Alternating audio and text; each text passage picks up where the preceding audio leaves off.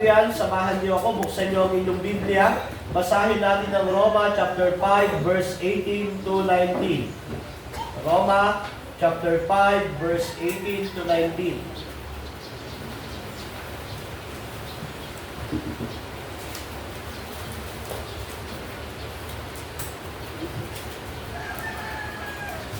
Ang sabi po diyan ay ganito sa 18, at kung paano ang pagsuway ng isang tao ay nagdulot ng kaparusahan sa lahat, ang matuwid na ginawa rin ng isang tao ay nagdudulot ng pagpapawalang sala at buhay sa lahat. Sapagkat kung naging makasalanan ng marami dahil sa pagsuway ng isang tao, marami rin ang mapapawalang sala dahil sa pagsunod ng isang tao. Salamat po sa pagkabasa ng salita ng Panginoon. Nasa pang-anim na tayo ng pag-aaral ng ating confession. Nagsimula tayo sa una, ang banal na kasulatan ng Diyos, or of the Holy Scripture. At dito nakita natin na ang kapahayagan ng Diyos ay dalawa, ang general revelation, which is ang creation. Nakikita natin diyan ang mga nilikha ng Diyos na nagpapatunay merong Diyos. Pangalawa ho, ang kanyang special revelation, ang kapahayagan ng kanyang salita sa pamamagitan ng Panginoong Jesucristo at naisulat ito through the Bible. So, yun ang una. Pangalawa ay ang of the Holy Trinity tungkol sa Godhead.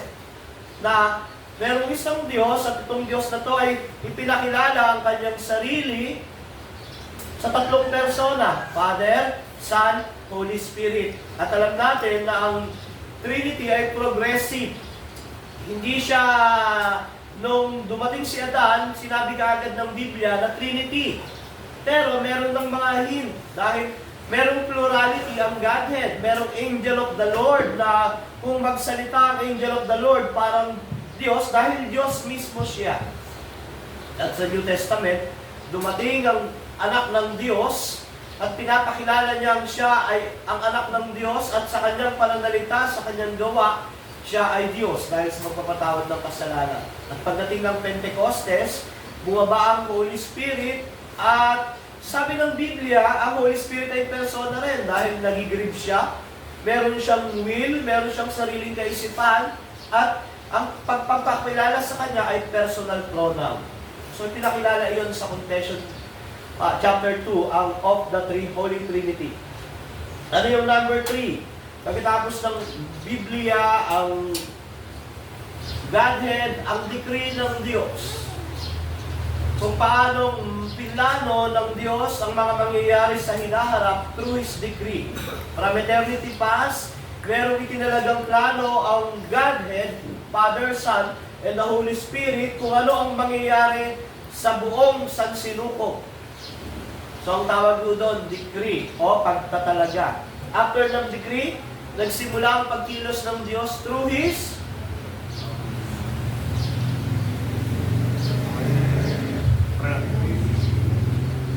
creation. So, sa decree, hindi iyon part ng history. Ang decree ay out of the history from eternity past. Ngayon, nagsimula ang pagsasakatuparan ng decree through creation. So, ang creation ay nagsimula na ginawa ng Diyos sa loob ng 6 na araw, literally 6 days. At nung ikapitong araw, nagkaroon siya ng pahinga o rest, Sabbath. Sumunod, after ng creation, natapos ng paglikha ng Diyos ng 6 na araw, pero nagpapatuloy siya sa pagkilos sa buong pangyayari, sa buong sansinukob, through His providence. Tayo ay andito dahil sa providensya ng Diyos. Ang nangyayari sa buhay ng mananampalataya at hindi mananampalataya ay providensya ng Diyos. At sa ika-6, ang pag-aaralan natin ang pagkahulog ng tao sa kasalanan at ang kaparusahan noon. At dito sa unang 6 na part ng confession, ito yung foundational doctrines. Napakahalaga nito. Ang Bible ang ating source ng all knowledge of God. Ang Diyos ay Trinity, ang decree ng Diyos, ang creation ng Diyos, ang providence. After the providence ay ang paghulog ng tao sa kasalanan. Meron po itong tatlong puntos na tatlong outline. Una, ang entrance of sin, ang pagpasok ng kasalanan. Imputation of sin, ang pagpapasa ng kasalanan. Pangatlo, ang realidad ng kasalanan. Yung paragraph 1 and 2 tungkol sa pagpasok ng kasalanan o entrance of sin. Ang paragraph 3 and 4 para sa imputation ng sin. At ang paragraph chapter 5 ay realidad ng sin. So, umpisahan natin sa entrance of sin, yung origin ng sin. Sinong babasa ng paragraph 1 and 2? Ganyan naman.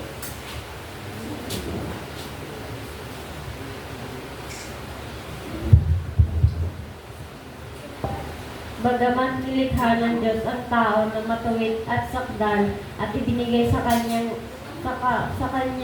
isang matuwid na kautusan na tungo sana sa buhay kung sinunod niya at nagbanta ng kamatayan sa paglabag ng natura, ngunit hindi siya nanatili ng matagal sa karangalang ito. Sa pamamagitan ng pang-aakit ni Eva kay Adan na kahit walang anumang pamimili sa pagkain ng ipinagbabawal na bunga ay tahasang lumabag sa kautusan ng pagkakalikha sa kanila at sa utos na ibinigay sa kanila. Ginamit ni Satanas ang katusuhan ng ahas para pasunurin si Eva at pagkatapos itong ibigay na ito ayon sa marunong at banal na pasya ng Diyos ay kanyang ipinahintulot sapagkat nilayo niyang pamahalaan ito tungo sa kanyang sariling kaluwalhatian. Paragraph 2. Sige, paragraph 2. Ang ating unang mga magulang sa pamamagitan ng kasalanan ito ay nahulog mula sa kanilang orihinal na katwiran at pakikisama sa Diyos at gayon din tayo sa pagkakalakit sa kanila na dahil dito ay dumating sa lahat ang kamatayan. Lahat ay naging patay sa kasalanan at ganap na naging marumi sa lahat ng mga kakayahan at mga bahagi ng kaluluwa at katawan. Yan, salamat sa pagbabasa. So, ang una, makikita natin ang pagpasok ng kasalanan. Bagaman nilikha ng Diyos ang tao, matuwid at sakdal, sabi dyan sa pagkuha natin, ginamit ni Satanas ang katusuhan ng ahas para pasunurin si Eva. Pagkatapos, sa pamamagitan ng pang-aakit ni Eva kay Adan, hindi siya pinilit na magkasala ng Diyos, ay siya ay tahasang lumubag sa kautusan ng Diyos. At sa tuwang ating unang magulang, sa pamamagitan ng kasalanan ito ay nahulog mula sa kanilang original na katwiran o righteousness at pakikisama sa Diyos. At dahil dito, tayo rin ay nakalakip sa kanila. Isa sa libro ng mga Puritans ay yung sulat ni Thomas Boston sa Human Nature. Merong fourfold state ang human nature. Una, ang primitive integrity. Ang primitive integrity, ito yung kalagayan ng tao nung wala pa ang kasalanan. The state of man in innocency before the fall. Ang tawag doon ay primitive integrity o able to sin and able not to sin. May kakayahang magkasala, may kakayahang hindi magkasala o pose pecare, pose non pecare. Yun ang kalagayan ni Adan. Isang tunay na banal, walang kasalanan, isang perfect creation. Bakit mo nasabi, Pastor, na meron siyang perfect holiness? Kasi nakaka-fellowship niya ang Diyos ng direkta. Ang Diyos, hindi mo maka-fellowship pag hindi perfect yung holiness mo dahil nga ang Diyos ay banal, banal, banal. So, ang primitive integrity ay perfect na kalagayan ng unang tao. State of innocence. Pangalawa, after the fall, nagkaroon siya ng entire depravity. Ito na yung kalagayan ng bawat tao after ng pagpasok ng kasalanan. Ang tawag mo diyan, not able not to sin, non pose, non pecare. Wala na siyang kakayahang hindi magkasala. So, from state of innocence kay Adam, after the fall, entire depravity. Kaya nga ang doctrine natin is total depravity. At part ng total depravity ang total inability. Wala siyang kakayahang lumapit sa Diyos, malibang hanapin siya at tawagin ng Diyos. After maborn again ng tao, ang sumunod ho yung began recovery. Ito na yung the third state, yung regenerate na. Yung naborn again na ang tao, siya ay nagsimula na sa recovery, able na to sin. Pwede na siyang hindi magkasala, pwede pa rin siyang magkasala. Posenan pecare ang tawag doon. Began recovery. Pag ikaw ay born again, nagsimula na yung pagpapabanal sa iyo, sanctification. Yes, justified ka sa harap ng Diyos o pinawalang sala, pero positional lang yon. Hindi ka pa perfect sa holiness mo. Ang nangyayari sa iyo, nagkakasala ka pa rin, pero may kakayahan ka ng hindi magkasala. Ngayon, pag dumating ang Panginoong Jesus, darating na yung consummate happiness o yung unable to sin o non-posse pecare. Ang tao, pagdating ng Panginoong Jesucristo sa glorified body, wala na siyang kakayahang magkasala. So ito yung fourfold state of man. Nagsimula ito sa primitive integrity. At nababasa natin sa unang bahagi, man is created holy by God. Sabi niya, bagamat nilikha ng Diyos ang tao, matuwid at sakdal. Pero sa kalagayan ni Adan bilang holy, perfect, walang kasalanan, merong kulang. Ano yon? Yun ay mutable, pwedeng magbago.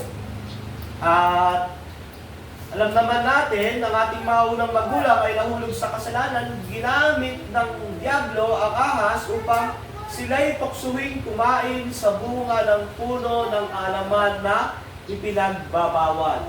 Bagamat iyon ay inalaw ng Diyos, pero hindi ang Diyos ang nag-actualize noon, kaya hindi siya ang author ng sin. Romans 11:32, pabasa nga po, para makita natin kung paanong hinayaan ng Diyos si Adan at si Eva na malaglag sa kasalanan, pero hindi ang Diyos ang author ng kasalanan dahil meron siyang purpose at reason. Sino pwede magbasa ng Romans 11:32?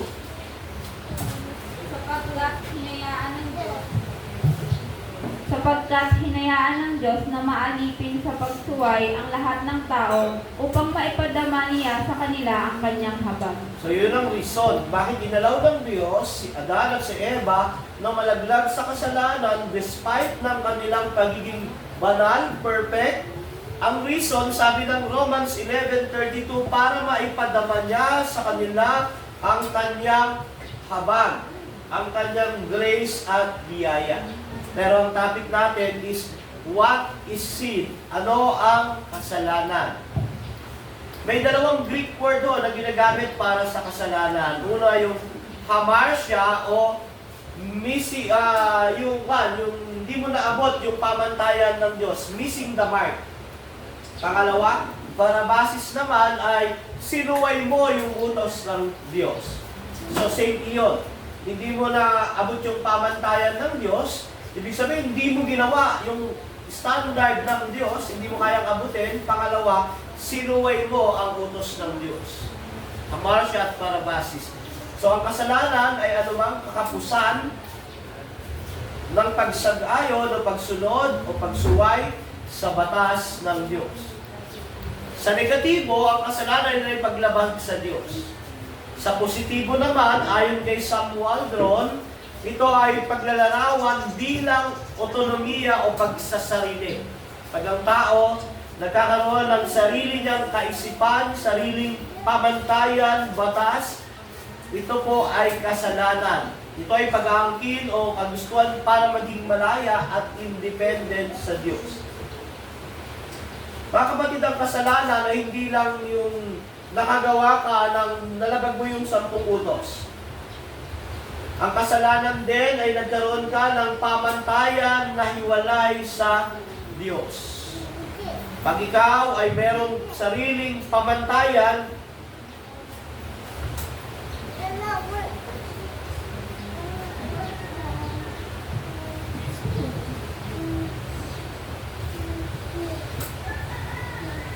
Ang tao mayroong sariling pamantayan, siya ay lumalabag sa Diyos.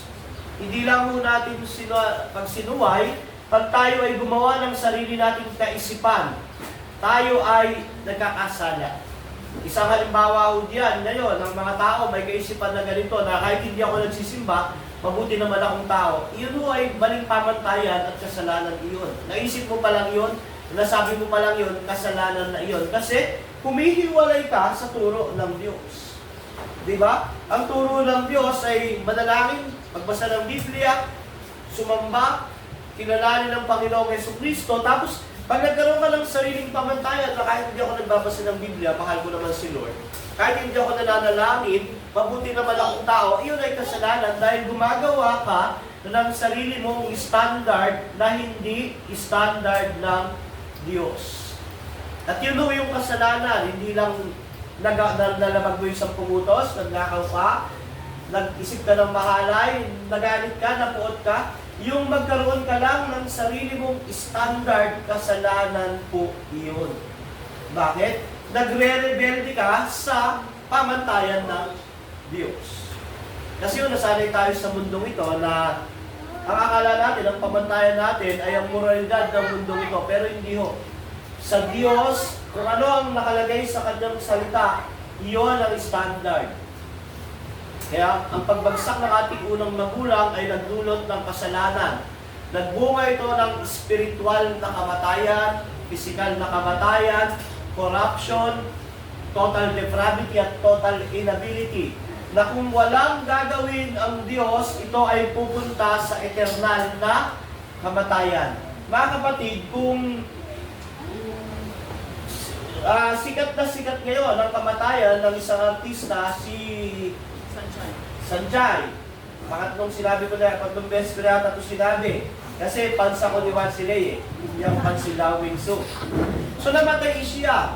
Dahil sa sakit. Anong dahilan nun? Dahil po sa una sa sakit, pero ang main reason noon, dahil sa kasalanan. Dahil sa kasalanan, ang tao lahat ay namamatay. Sabi po yan ng Roma 6:23, ang kabayaran ng kasalanan ay kamatayan. At lahat iyon ay mangyayari sa lahat ng tao dahil nga po minana natin ang kasalanan na galing kay Adan at Eva. Sa Genesis 6:5, sabi diyan, nakita ni Yahweh na laganap na ang kasamaan ng tao sa daigdig at puro kasamaan na lang palagi ang nasa isip nila. Jeremiah 17:9, ang puso raw ng tao ay mandaraya. Sa Titus 1:15, ang malinis na bagay ay marumi sa kaisipan ng mga hindi sumasampalataya. So nakita natin sa unang bahagi ng chapter 1 na nilikha ng Diyos ang tao, matuwid at sakdal, subalit,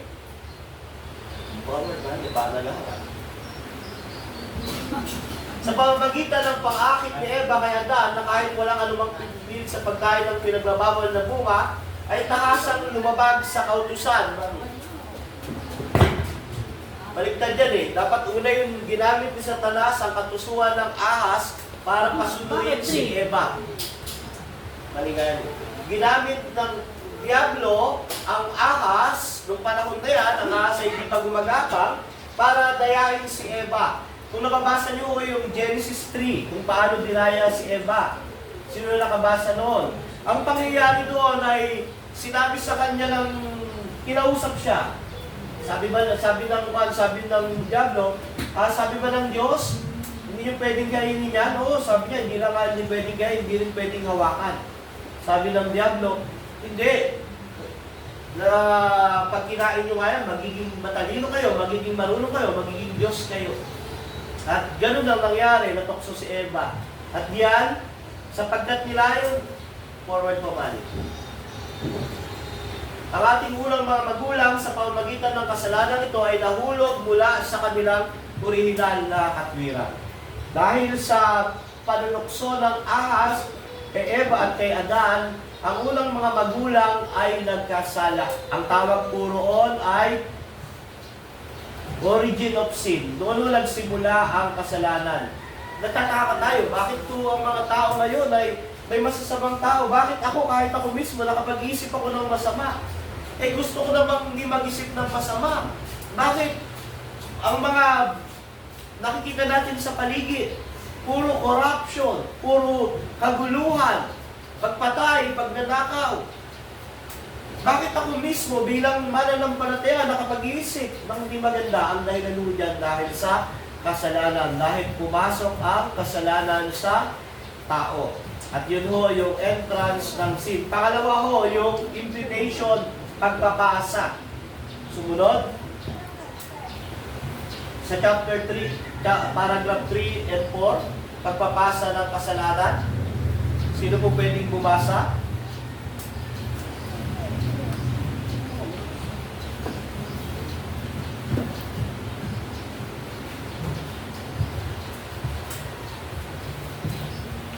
Sila bilang ugat at sa pamamagitan ng pagtatalaga ng Diyos ay tumayo sa lugar at sa halip ng lahat ng sangkatauhan na ang pananagutan ng kasalanan ay ibinilang at ang masamang likas ay ipinasa sa lahat ng kanilang mga inapo na ipinamamana mula sa kanila sa pamamagitan ng karaniwang pagsasalin lahi na sila ngayon ay pinagbubuntis sa kasalanan at likas na mga anak ng kapuotan, mga lingkod ng kasalanan, mga nasa ilalim ng kamatayan at ng lahat ng iba pang mga pagdurusa, espiritual, panlupa at pang walang hanggan. Sumunod. At ng lahat ng iba pang mga pagdurusa, espiritual, panlupa at pangalawang ay pang walang hanggan. Malibang palayain sila ng Panginoong Hesukristo. Sige po.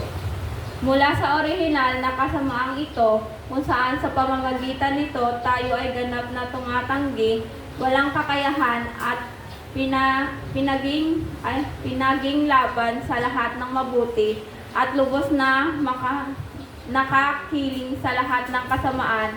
Dito nang gagaling ang lahat ng aktwal na mga pagsuway. Sabi diyan, sa unang paragraph, nakita natin kung paano pumasok ang kasalanan. Ang sumunod naman, sila bilang ugat sa pamamagitan ng pagtatalaga ng Diyos ay tumayo sa lugar at sa halip ng sangkatauhan.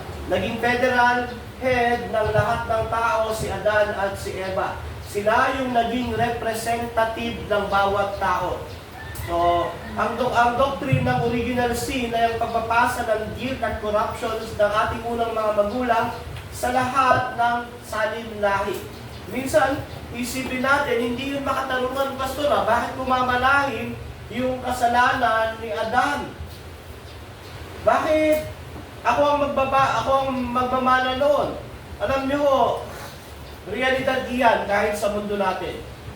Ang hari ng isang bansa, pag pumasok sa digmaan, kasama lahat ng kanyang mga sundalo kahit walang kinalaman yung mga sundalo roon. Ang congressman natin, pag bumoto siya sa kongreso, hindi niya sinasabi na I vote for myself. Ang sinasabi niya, bumoboto ako kasama ang aking mga nasasakupan. I vote with the city of Bulacan. Ganon, halimbawa, District 5, si Boy Cruz. Tayo, ang representative natin dito sa kongreso, sa District 5, si Boy Cruz. Pag bumoto si Boy Cruz doon, lahat tayo kasama roon. Kung meron batas na aprubahan, lahat tayo umapruba roon. So, ganun din ho, nang pumasok ang kasalanan, kaya Adan at kay Eva, lahat ng tao apektado. Ganon ang nangyari. Pero alam nyo ho, may wisdom at katalinuhan ng Diyos sa imputation ng guilt at corruption na galing kay Adan.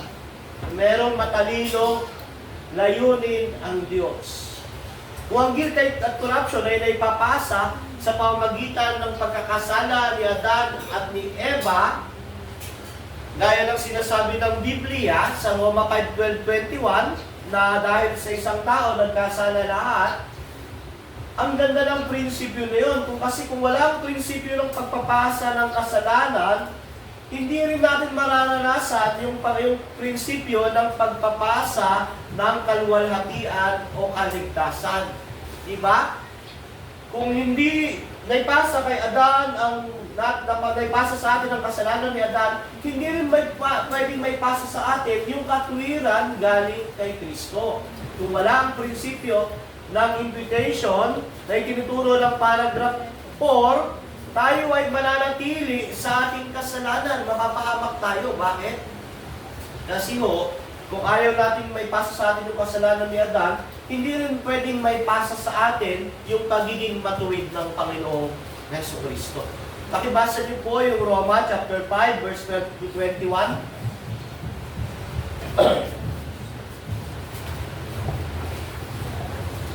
O yung main verse na lang natin, yung 5:18 to 20. Babasahin ko, tignan nyo. At kung paano ang pagsuway ng isang tao o ni Adan ay nagdulot ng kaparusahan sa lahat, ang matuwid na ginawa rin ng isang tao ay nagdulot ng pagpapawalang sala at buhay sa lahat. Sapagkat kung naging makasalanan ng marami dahil sa pagsuway ng isang tao, marami rin ang mapapawalang sala dahil sa pagsunod ng isang tao. Dahil sa doctrine ng imputation ay pasa sa atin yung kasalanan ni Adan, pero dahil din sa doctrine na iyan, pag sumampalataya tayo kay Kristo, naipasa sa atin yung katwiran at kaligtasan na ginawa ng Panginoong Jesucristo. Pwede mong sabihin na, Pastor, bakit may papasa sa akin yung kasalanan ni Adan? Hindi naman ako gumawa nun. Pero, dapat ang ganitong sabihin mo, bakit may papasa sa akin ang katuwiran at kabutihan na ginawa ni Kristo, hindi naman ako gumawa noon. Alam niyo, napakatalino ng Diyos. Tinitignan natin dahil sa pagbagsak ng tao sa kasalanan, naapektuhan lahat. Pero dahil sa pagdating ni Kristo, sa kanyang katwiran, sa kanyang ginawa sa krus, yung mga sasampalataya, naapektuhan lahat, na ibigay sa kanila lahat ng righteousness ni Christ.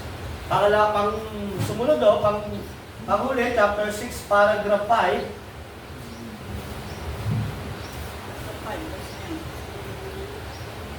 Yan. Pabasa nga po. Ang kasamaan ng likas sa buhay na ito ay nananatili sa mga panibagong buhay. At bagaman sa pamamagitan ni Kristo ay pinatawad at pinabanal, ngunit kapwa ang likas na iyon at ang lahat ng mga pagkilos noon ay tunay at totoong kasalanan. So, makikita natin ang realidad ng kasalanan. Ang kasamaan ng likas sa buhay na ito ay nananatili kahit sa mga taong iniligtas na. Bagamat pinatawad na kay Kristo, pinababadal ng banal na Espiritu Santo sa totoong buhay, nagkakasala ka pa rin.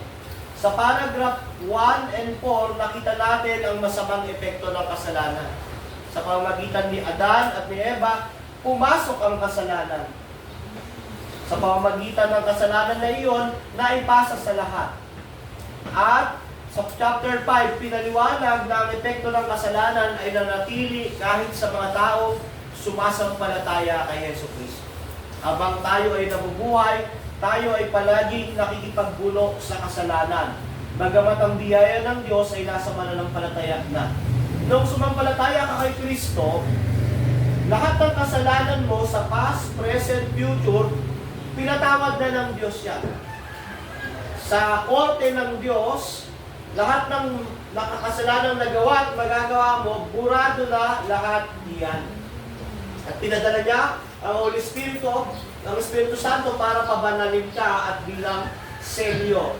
Pero ang tawag mo doon ay positional sanctification. Sa harap ng Diyos, sa korte ng Diyos, yung mga taong sumampalataya kay Kristo, sila ay pinatawad na. Pardon na sila. Ngayon, ito yung reality. Nagkakasala pa rin sila. Pero ang kasalanan ay kasalanan. Pero pag nagkasala sila, ang ginagawa nila, sila ay humihingi ng tawad. Hanggat nabubuhay ka sa katawan na iyan, kahit ikaw ay mananampalataya ni Kristo, ikaw ay magkakasala. Pero sa harapan at korte ng Diyos, lahat iyon ay burado. Pero makikipaglaban ka pa rin sa kasalanan. Kaya nga po, kahit na tayo ay ligtas na, tayo ay nakay Kristo na, kailangan pa rin natin labanan ang kasalanan dahil ang realidad sa mundo ito, hanggang nabubuhay ka sa katawang lupang ito, ikaw ay nagkakasala. At sabi ng John, unang 1, chapter 1, 8, 10, Kung sinasabi natin tayo'y walang kasalanan, dinadaya natin ang ating sarili. Wala sa atin ang katotohanan. Subalit, kung ipapahayag natin ang ating mga kasalanan, patatawarin tayo ng Diyos sa mga ito. Lilinisin tayo sa lahat ng ating kasalanan sapagkat siya'y tapat at matuwid. Kung sinasabi natin, hindi tayo nagkakasala, ginagawa nating sinungaling ng Diyos at wala sa atin ang kanyang salita. Ang kasalanan ay kasalanan at karapat-dapat ito sa hatol at puot ng Diyos. Ang mga unbeliever ay nakatakda sa ganong patutunguhan, sa puot at paghatol ng Diyos. Subalit ang mga mananampalataya ay may pagkakasala pa din at struggle, pero meron silang tagapagligtas, ang Panginoong Jesucristo. Realidad din ho yan sa buhay ng Apostol Pablo. Mababasa natin sa Roma 7, 24-25, kung paano nag-struggle siya sa kasalanan. Kaya nga sabi niya dyan sa 24, kay saklap ng aking kalagayan, sino ang magliligtas sa akin mula sa katawang ito na nagdadala sa akin sa kamatayan? Sa 25, wala nang iba kundi ang Diyos sa pamamagitan ni Kristo ng ating Panginoon. Salamat sa Kanya. Sa conclusion ng ating confession, chapter 6, paragraph 1-5, our first parents fell from righteousness and communion with God due to their disobedience. Ang ating mga unang magulang, si Eva at Adan, nahulog sa kasalanan at pakikipellowship sa Diyos dahil sa pagsuway, disobedience. At dahil dito, namatay sila sa kasalanan. They became dead and sin, fully corrupt in their nature, body, and soul. So, from holiness, bumagsak sila sa kasalanan, at ang nangyari, to all their children, they pass on corrupt nature. Lahat ng tao na galing kay Adan, na ipasa ang kasalanan o ang original sin. Kaya nga po, bakit ka nagkakasala? Dahil ikaw ay makasalanan. Hindi ka nakagawa ng kasalanan, kaya ka naging, hindi ka nagkasala, kaya ka naging makasalanan. Kaya ka nagkakasala dahil ikaw ay makasalanan. You were born sinners. Kaya nga po ang baby, tignan mo yan, akala mo ay tahimik lang, simple lang, agawan mo ng laruan yan. Kung may lakas siya, nakasing lakas ng isang 50 years old na nag-gym, bugbog sarado ka dyan. Kasi depravity iyon. Dahil sa milanang kasalanan. Our corrupt natures may be pardoned and are being put to death. Ang ating makasalanang likas ay napawalang sala na at pwede natin itong labanan sa pamamagitan ng kapangyarihan ng Espiritu Santo. Bagamat ang makasalanan ay nagdurusa pa rin sa kasalanan, ang biyaya ng Diyos ay sapat. Kaya nga napakahalaga sa tao, dapat na kay Kristo siya. Kung wala siya kay Kristo, na kay Adan siya. At kay Adan, andon yung kasalanan. Pero kung ikaw ay na kay Kristo, andon ang kaligtasan at buhay na walang hanggan. Ang tinitignan mo ng Bible, merong dalawang tao. Una, ang pinagmulan ng kasalanan, dahil doon lahat ng tao nagkasala. Ang pangalawang tao, Diyos na nagkatawang tao, ang pinagmulan ng katwiran, kabanalan na perpekto na tinatanggap ng Diyos. Ang tinatanggap po ng Diyos na katwiran at kabanalan ay ang kabanalan at katwiran lang ni Kristo. Hindi yun tatanggapin ng Diyos ang anumang galing sa atin kung hindi dahil kay Kristo. Bakit? Dahil lahat ng gawa natin ay gawa ng isang taong makasalanang minana ang kasalanan kay Adan at Eva. Malibang ikaw ay na kay Kristo, saka lang tatanggapin ng Diyos ang lahat ng gawa mo. Tayo po'y manalangin, Panginoon, salamat sa umagang ito, sa aming pag-aaral, nawa, patuloy mo kaming gabayan at patnubayan itong aming panalangin sa pangalan ng Panginoong Jesus. Amen. Meron tayong 10 minutes, question and answer. Any question?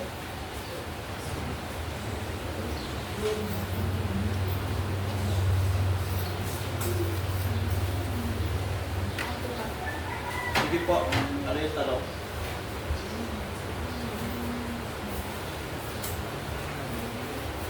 Why? May kopya. No. Ayaw niyo pagtanong si Ray Malin. Ayan, Sa English kasi. While sin is universal, but the salvation is limited. Napakagandang tanong yan. Bakit ang kasalanan ay pangkalahatan? Samantalang ang kaligtasan ay para sa mga sasampalataya lang kay Kristo. Unang-una ho, merong covenant of works ang Diyos. Diba? May tipan ng Diyos kay Adan. At hindi obligado ang Diyos makipagtipan kay Adan. Hindi obligado. Kasi, unang-una bilang manlilikha, ang dapat gawin ng nilikha ay sumunod sa Diyos. Pero dahil sa biyaya ng Diyos, nakipagtipan siya.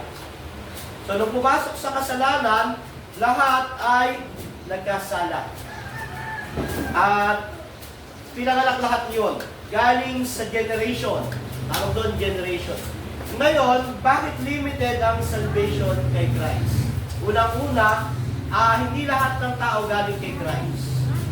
Pero lahat ng tao galing kay Adan. Pero hindi lahat ng tao galing kay Kristo. Creation sila ni Christ, pero hindi sila galing sa posterity o genealogy ni Christ. Nilikha. Pero ang tao, lahat galing sa genealogy. So dahil galing sa genealogy ni Adan, lahat tayo ay apektado ng kasalanan. Pero dito, kay Christ, hindi lahat galing kay Christ. Magiging anak ka lang ng Diyos pag sumampalataya ka kay Kristo. Kaya nga limited lang iyon dahil ang tinuturing lang na anak yung sumasampalataya. Kay Adan naman, lahat galing sa lahi niya. Lahat ng tao, anak ni Adan. Dahil silang pinagmulan. So walang lusot at lahat, damay lahat. Pero dito, kay Kristo, hindi lahat anak. Ang nagiging anak lang, yung mga sasampalataya dahil nagkakaroon ng doctrine ng adoption. Inaampon sila. Hindi tayo ang tunay na anak, di ba? Ngayon na lamang ang pag-ibig ng Diyos sa libutan, kaya binigay niya ang kanyang ang kaisa-isang anak. Isa lang ang tunay na anak ng Diyos, si Kristo. Inaampon tayo dahil kay Kristo. Ngayon, yung mga sasampalataya, sila lang maliligtas. Kaya limited yun, dahil lang yun lang yung aampunin at magiging anak ng Diyos. Nagigets niyo yung logic noon? Lahat na epekto ni Adan dahil lahat galing kay Adan. Pero limited lang yung salvation dahil hindi naman lahat ay sumasampalataya kay Kristo at hindi lahat nagiging anak. Ang pagbagsak niya sa kasalanan ni Israel pagkawala ng righteousness hindi kayo ng Panginoon dahil sa pagsuway nila sa pagsusuko. Disobedience. Kaya ngayon, bilang mananampalataya, ang ninanamin namin na pag-win o righteousness yung righteousness na nagaling ni Kristo. Oo, wala tayong sariling righteousness. Nagaling iyon kay Kristo. Kaya nga, di ba ang tanong ay, dito sa pagpasok ng kasalanan, lahat nagkasala. Dahil lahat, galing kay Adan. Pagdating kay Kristo, lahat, limited lang dahil hindi naman lahat sasampalataya. Yung sasampalataya lang magiging anak. Nagets ba yung kan? Bakit limited lang? Kasi hindi naman lahat anak ng Diyos. At isa lang ang totoong anak ng Diyos, si Kristo. Inaampun lang tayo, adoption ang tawag doon. Tapos kay Adan, lahat talaga galing doon, kaya lahat apektado. Walang follow-up question?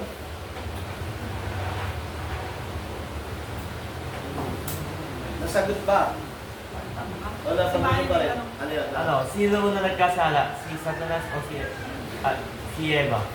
Yan, magandang tanong din niya, mahirap. Mahirap talagang pinag-aralan. Si Satan, nung dumating siya sa Genesis 3, na siya, makasalanan na siya. Pero malinaw ang Bible, pumasok ang kasalanan dito sa mundo, sa Genesis 3, noong nagkasala si Adan at si Eva. Ngayon ang tanong, Pastor, kailan pumasok ang kasalanan sa mundong ito? Nung panahon na nagkasala si Adan at si Eva. Ngayon, Pastor, sinong pinagmulan ng kasalanan sa mundong ito? Una ho, yung pagkakasala ni Adan at ni Eva. Ngayon, si Satan, tahimik ang Bible diyan. Kung kailan dumating yung panahon na nagkasala si Lucifer at naging si Satan siya. Pero meron tinatawag na gap theory. Pero hindi ako naniniwala rito sa gap theory ha. Genesis 1 daw, ng Genesis 1, nang pasimula ay nilikha ng Diyos ang langit at lupa. Tapos nagkaroon daw ng gap theory o million years bago dumating yung Genesis 2, doon nilikha yung mga anghel at doon nagkasala si Satan.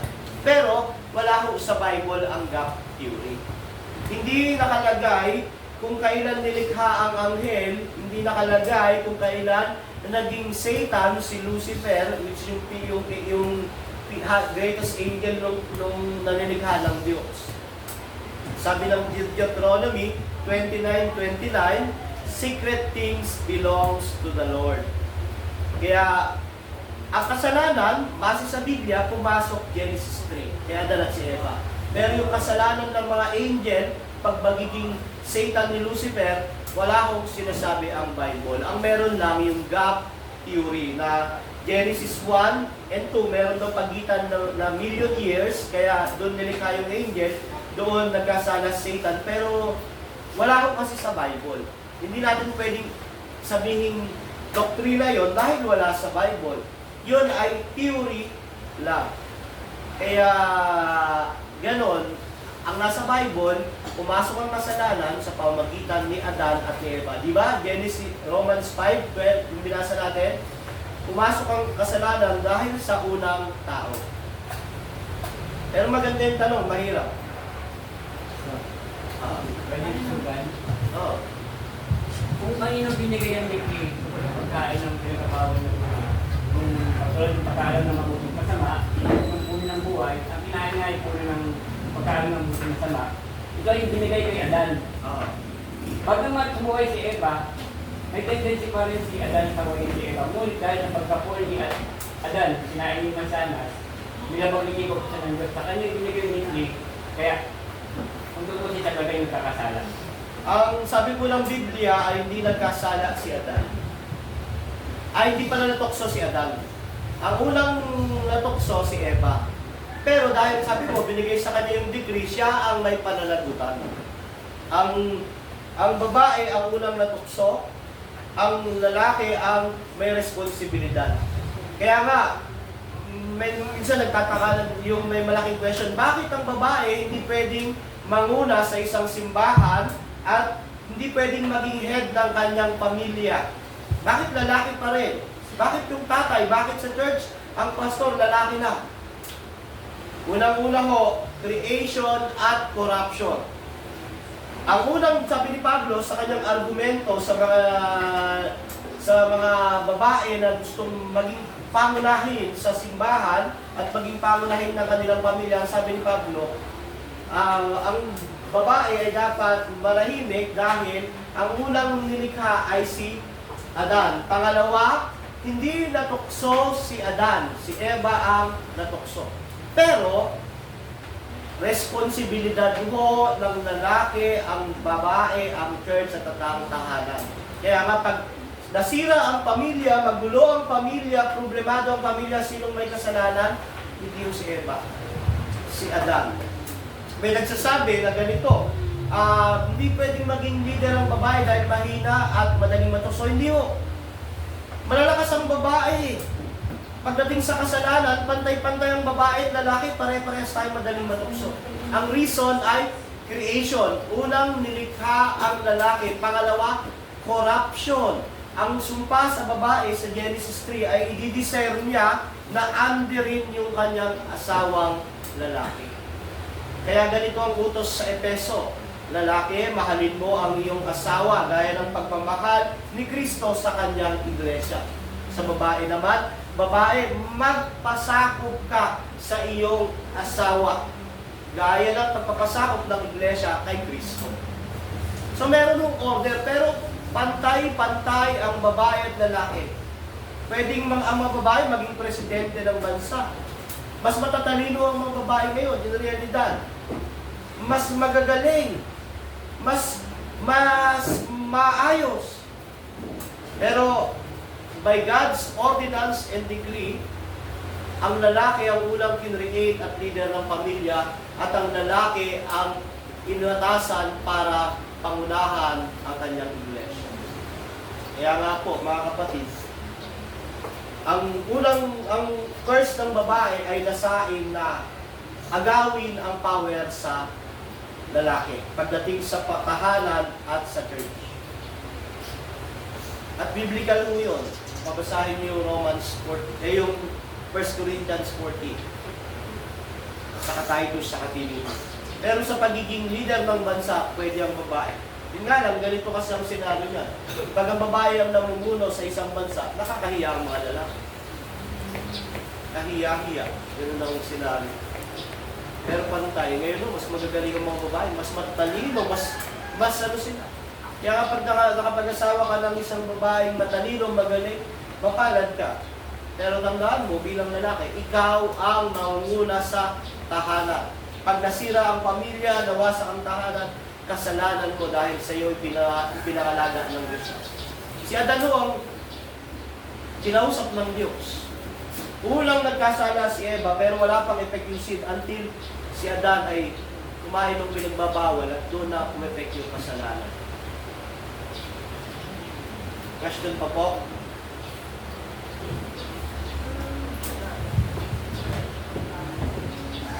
Meron din tanong ni Maria.